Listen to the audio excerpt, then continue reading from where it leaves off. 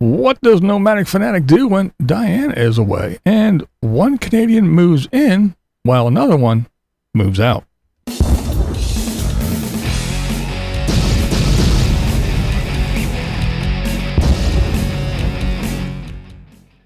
What's up, everybody? How you guys doing? It's another warm one here in central Pennsylvania, but what's the Wheeled Wonders up to? Well, not a whole lot going on, but there's a little, so let's just talk about it, shall we? All right, first we have Paul Barger. Paul hasn't posted in a while. Yeah, so when he posted, I had to go ahead and click on it and check in on good old Paul. And Paul is he's working on his property. He's building cabinets.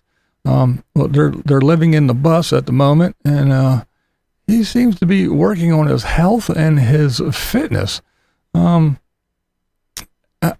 He seems to be a little. Now, I'm not trying to be mean or anything, but he seems to be a little bit lost and overwhelmed.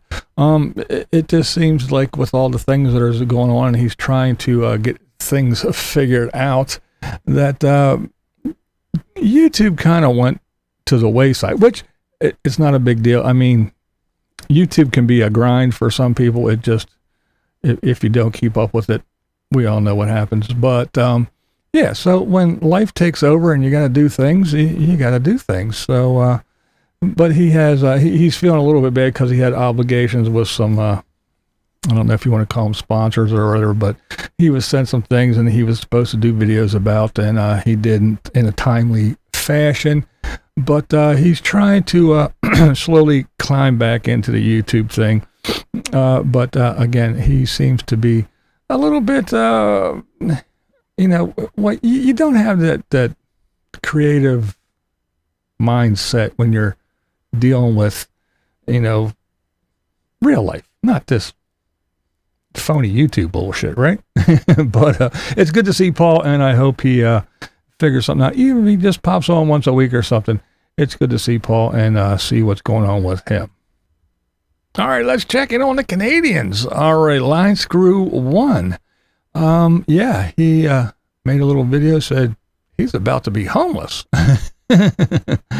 Yeah, well, he's one that he stayed in his RV, kind of at a campsite and everything. Well, he's given that little sedentary life in the RV up, and he is getting ready to travel again. That's right. Now, he always did travel, but his travels consisted of getting on an airplane and going to a different country and running around doing stuff. Even though he is a nomad RV dweller, he has the luxury of having several different forms of income, and he does quite well for himself and has done quite well for himself. So he has that luxury where he can take off. And now, unfortunately, that he doesn't have Sammy the Pooper, he doesn't have to worry. Not that he worried about it, because he had a nice place to put her up while he traveled. But now he doesn't have anything to hold him back. So he was traveling fast and furious and visiting lots of cool places, and I enjoyed it. But now he is moving back into the RV and getting it ready to travel. So he's fixing things up and getting things ready to hit the road, and he is going to be traveling around Canada and showing us the sights. So it's going to be interesting to see good old Linescrew traveling around his home country and showing us the sights again. I'm looking forward to it. And as I said earlier, as one Canadian moves into his RV, another one is moving out. And that other one is Chrome. I'm talking about Chrome from Vancity Vanlife.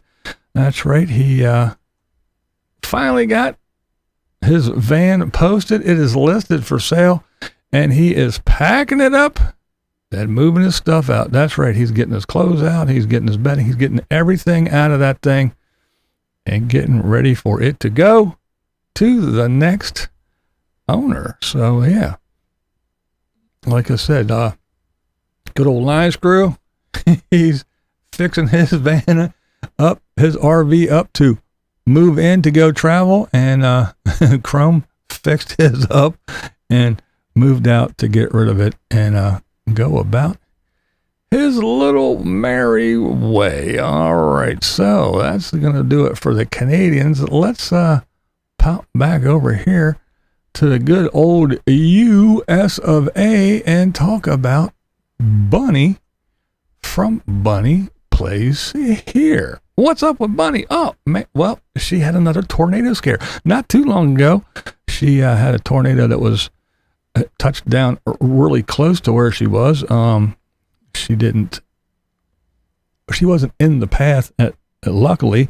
And kind of the same thing happened this time. She was in Iowa, and she had a close call. Sirens were going off and all that kind of good stuff, and there was warnings, and so she hunkered down where she was, stayed in a safe place until the warnings were lifted, and then she kind of went and skedaddled and got on out of there and went on her merry way.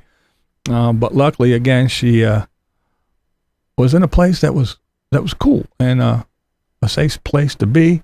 It was in a Starbucks, and she said that everybody, the staff, was real cool, and they had a spot that was safe in bathrooms and other places for just such an occasion. And yeah, so she lucked out again. It was far enough away that and went to the north, I think she said, of where she was. So yeah, she paid attention to the weather and kind of went the opposite way and had another close call with yet another tornado.